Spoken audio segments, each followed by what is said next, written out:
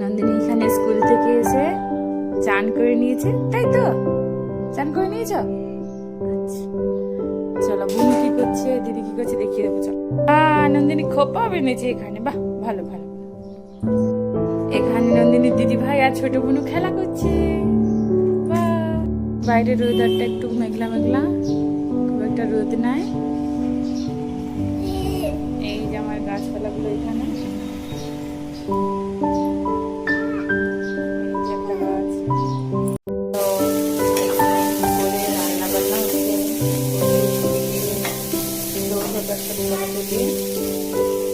আর এখানে বাঁধাকপি তরকারি, বেগুন ভাজা, আর ভাত। বিকেলে এদের চোখে ঘুম নেই, সেই জন্য পড়াশুনো করছে।